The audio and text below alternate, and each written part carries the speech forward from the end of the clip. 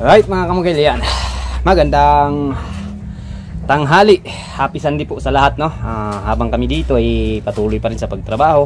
Kasi may hinahabol tayo mga kamukil na trabaho na kailangan matapos, no? Alright. So day 70 namin dito sa Iligan Project. At dumating na yung bubong natin mga kamukil. And then nakapag-gutter na ako sa kabilang side. Nakapag ano na rin,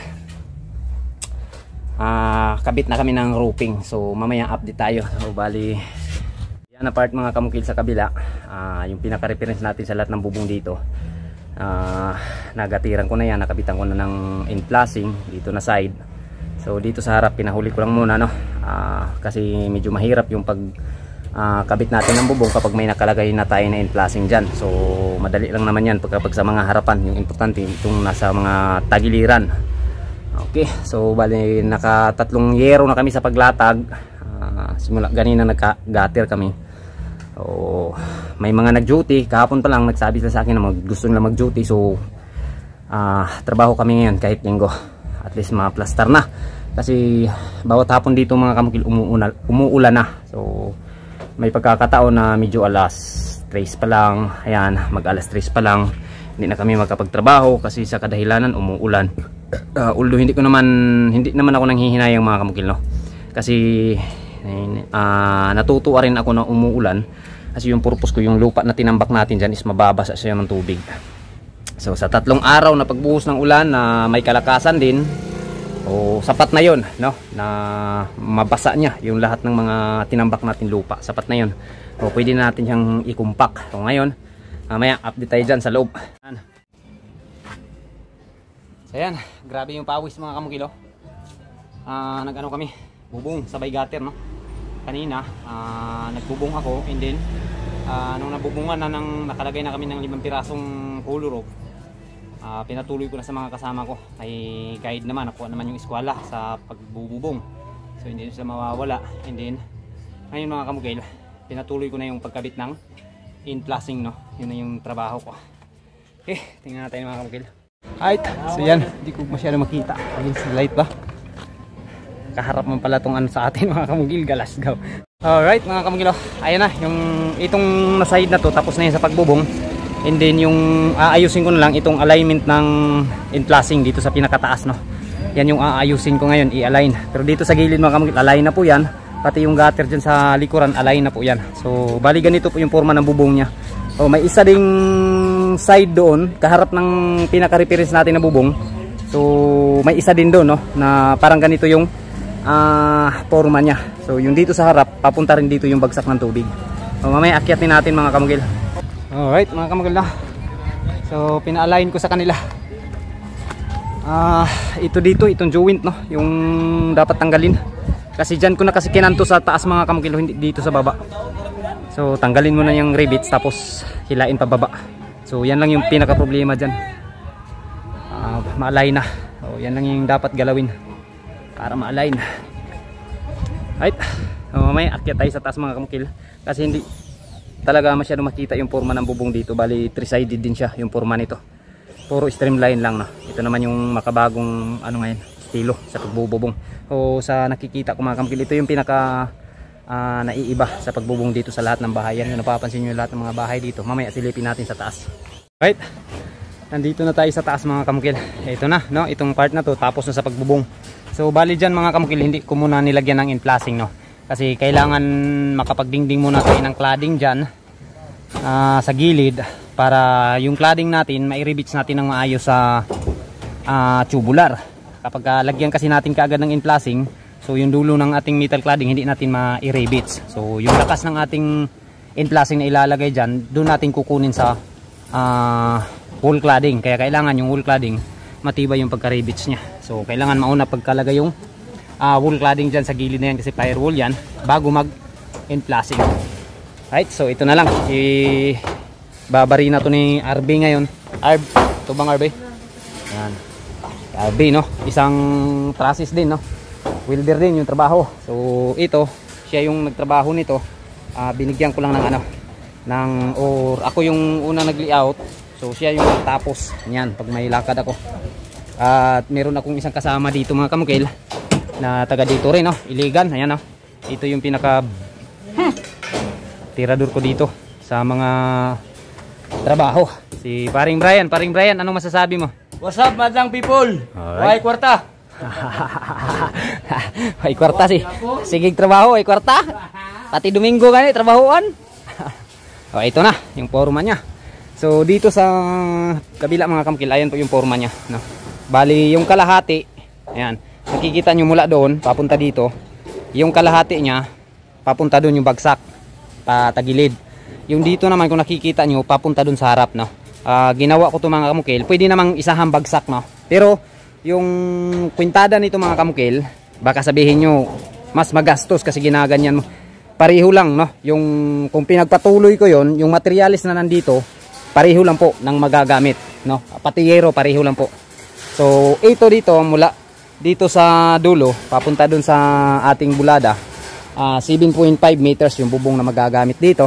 And din dyan mga kamukil is 5.5 meters yung magagamit. So yung purpose ko kasi mga kamukil kung bakit sinabayan ko siya ng papunta dun yung bagsak ng tubig, kasi mga kamukil may ports ako dun sa harap. Yung ports ko mga kamukil sa harap hindi gaano kalakihan, mga 4 na yero lang yung mabububong natin. So kailangan may partner din siya sa taas na tingnan, kasi pangit siya tingnan kung nag-iisa lang siya, nag-iisang direksyon lang yung bubong makikita doon, no? So wala siyang kasabay, pangit siyang tingnan.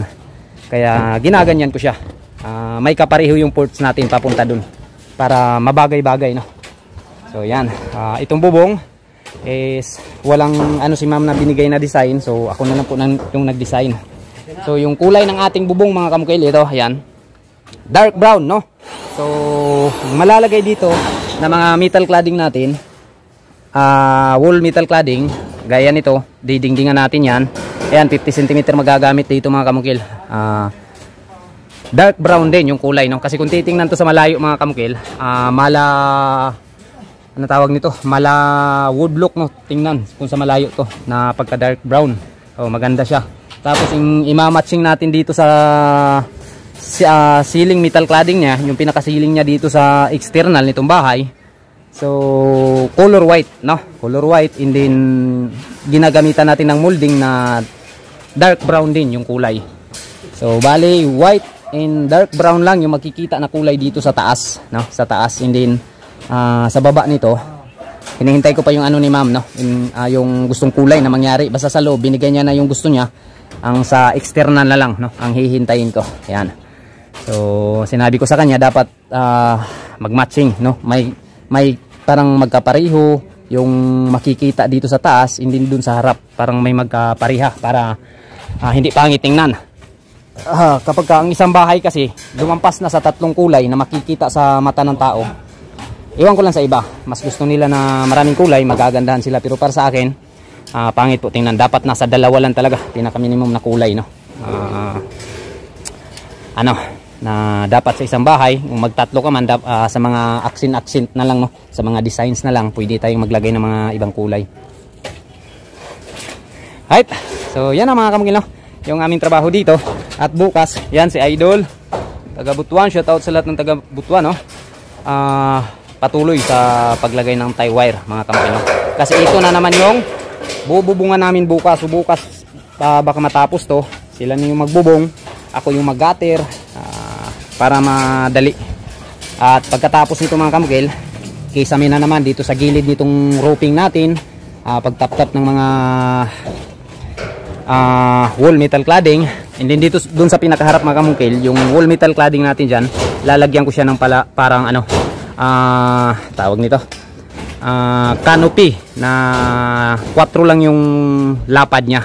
Tubular yung gagamitin ko mga kamukil. Yun yung kukulayan ko ng white para mag-accent siya dun sa dark brown na ididikit natin o ididingding natin dyan sa pinaka yan.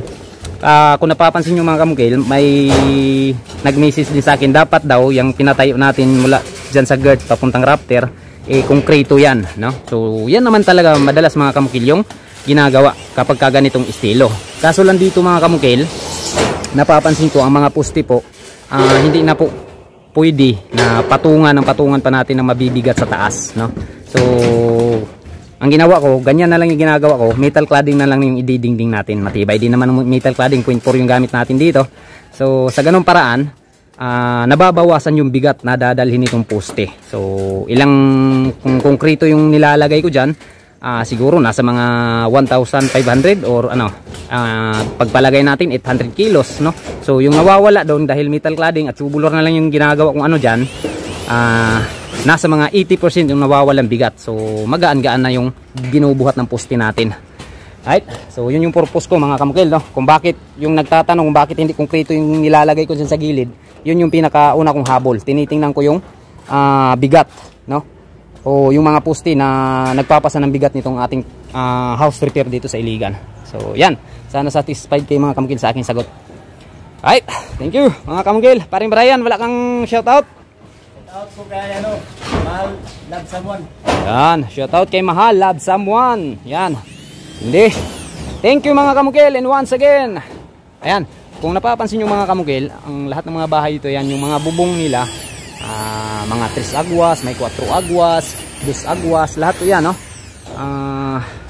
Iisa, no? Yung ano. So itong sa atin mga kamukil, iniba natin. Ito yung naiiba na roofing dito. Pagkatapos nito, siguro tingnan na lang natin mga kamukil, no? O kung maganda ba siya ang resulta nito, o basta ayaw ko munang magsalita sa pagka ngayon. Makikita na lang natin mga kamukil pag natapos na to. So this week matatapos to mga kamukil. Thank you.